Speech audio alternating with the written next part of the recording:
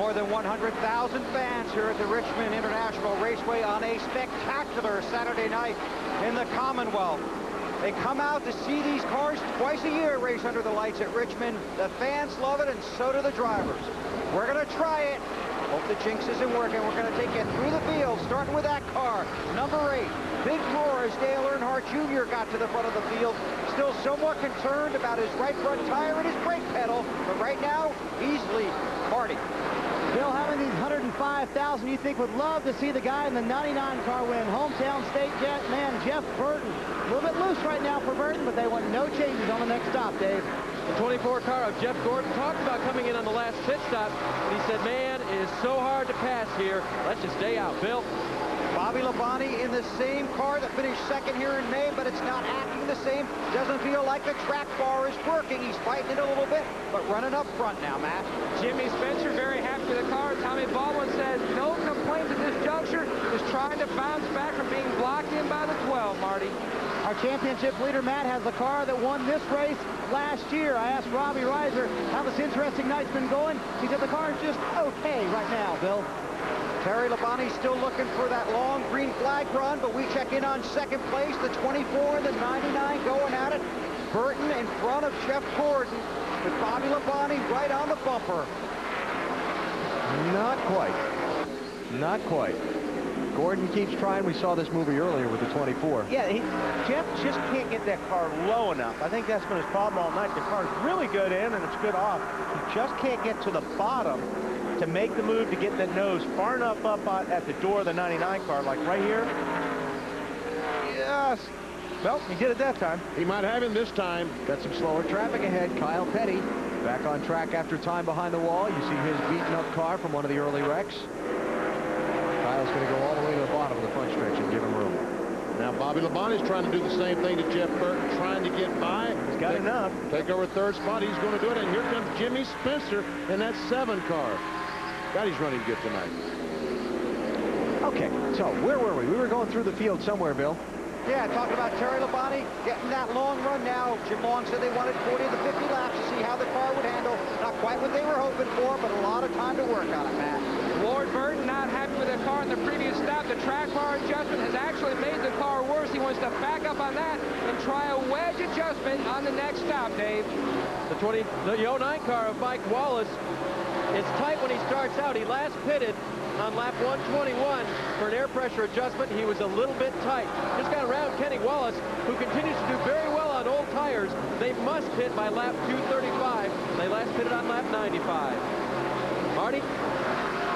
Jimmy Johnson up into the 10th position now, getting past Kenny Wallace. You see that on the racetrack right there. Ryan Newman trying to track those two down. Johnson had a big break earlier, had a left rear tire going down, and the caution came out. They were going to pit under green car, a little bit loose, Matt. Already the 12 car working the bottom, passing the 23, a hole in the right front headlight. They're going to try to fix that on the next stop, but the car is loose up off the corner. But he has worked the brake bias. It is starting to tighten up, Dave. Kevin Harvick gave up the lead to pit on lap 145, and guess what? They will only have to pit one more time. They are in their fuel window. A fuel mileage race again? Yep, probably. Bill? Quiet night for Jeremy Mayfield. But the last transmission on the radio, if this thing would get a green flag run, this car would haul the mail. I think he said haul the mail. Pat? Bill, that's how Mike Skinner feels about that 01 car. Started at the back, even though he qualified on the pole in his 3rd car this weekend. They're just working slow tweaks here and there on that car. Meanwhile, his teammate, the 10th car, not quite as happy with his car. They've been working with wedge and 2 tires on that last stop, Bill. Rusty Wallace in a brand new race car. They built it and brought it here. They never took it anywhere to test. The big change in their last pit stop, or one of their earlier pit stops rather, rubbers out of both rear springs. The car's better, not great. Marty? And an interesting night for the man who started on the outside of the front row. Greg Biffle, he's been involved in 2 spins. He survived with minimal damage thus far. Tight, especially off of 4 right now for Biffle. Dave? Dale Jarrett's car involved in an accident earlier. They've been in several times to fix the damage. The last time he came in, lap 95, no changes to the car. He's just a little bit loose right now. Marty? John Andretti's hanging in there in 20th. Remember, he was involved in the accident earlier. He's got enough tape on there to make the car hold together for right now. They've been fighting tight off of the corner for most of the night. Bill? Mark Martin pitted on lap 145. Fuel, 4 tires, half a round of wedge. They lost the positive position by pitting. Now having to work their way back up. Remember, Tony Stewart spun about lap 130. That's how Robbie Gordon got his lap back. He came in, he put on 4 tires. No changes to the car. The car just a little bit tight in the middle of the corner right now. Marty? Remember Jamie McMurray involved in the accident earlier as well, Dave. Everybody talks about Kevin Harvick being the hot guy. How about this kid? 2 straight top 5 finishes. He's going to have to pedal if he's going to get to the front tonight. Does have some damage on the car. Ricky Rudd running up front earlier, pitted a little while ago, took on 4 tires. They made no changes. Says on this set of tires, cannot stand in the gas like he did on the last set. Doesn't like this set as much as he did the last one. Sterling Marlin behind him also has a lot of damage on that car. They're just trying to survive the night. They had a great car earlier, just a little bit loose. Matt?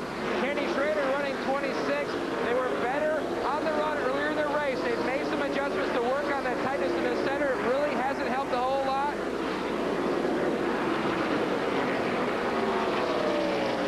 And Schrader is now last on the lead lap, that 26th place. Marty, something going on with the 99? There may be a problem for Jeff Burton running second just a little while ago. He's fallen back to the 6th position now, Alan. He said, I think I might have a right front going down. Paul Andrews telling him just to remain calm. Let's see and ride it out. Let's see if it can stay on there. Right now, they think they may have a right front going down that 99 car.